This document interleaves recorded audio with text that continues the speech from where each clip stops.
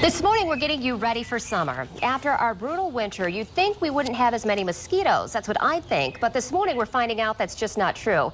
And we're taking a look at what you can do to fight back. So joining us this morning is Jack Denial from the Mosquito Swab. Thank you for joining us. Well, thank you for having me. Appreciate it. Is it going to be a bad mosquito year, a normal mosquito year? What do you think?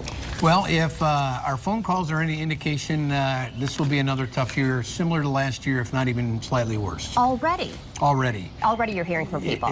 We actually expanded our office to 6 phone lines just to handle some of the volume of calls. Okay, so what is one to do when we start seeing those mosquitoes? You have some tips. We do. We have basically our 5 T's: tip, toss, turn, tarp, treat, as well as there's a few others. Take care of and team up with your neighbors type of things. But I've listed a few things here, but I guess the first thing is to kind of quickly start with is this much water right here. In a cap? In a cap, a bottle cap right there, can have 300 mosquito eggs in it. So that's the first indicator to help us understand what these 5 T's really will be a volume to. But to kind of your flower pots, if you have a little a bend under, make sure you're tipping that water out on a daily basis versus filling that and leaving it sit there. Okay. You know, your kids' toys is to turn them upside down so water can't sit there. Maybe put them in the covered sandbox. Sure, absolutely. You know, different things like that. Okay. I mean, any of those, even debris, as we talk about toss, and make sure you kind of take care of things.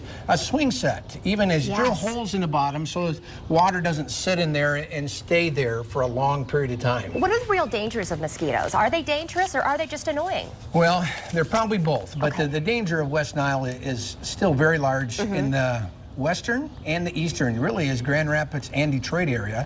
Is probably 60% of that virus comes from the Grand Rapids area and the Detroit area.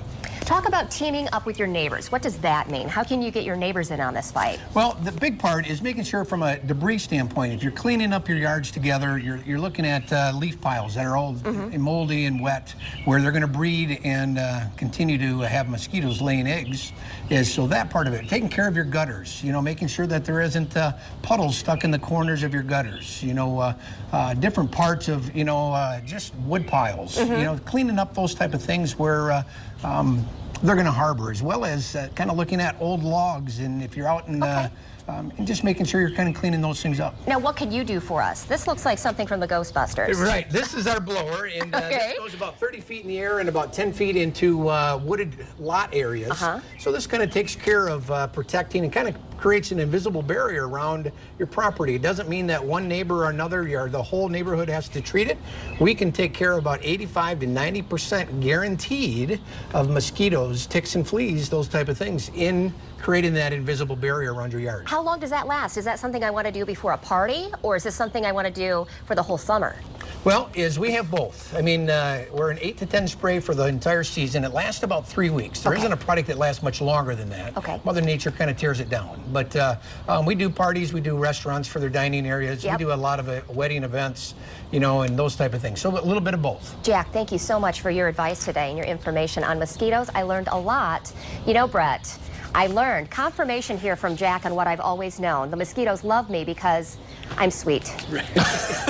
So. Well, given your history, you've probably been bitten 3 or 4 times already. All right, thank you, Emily.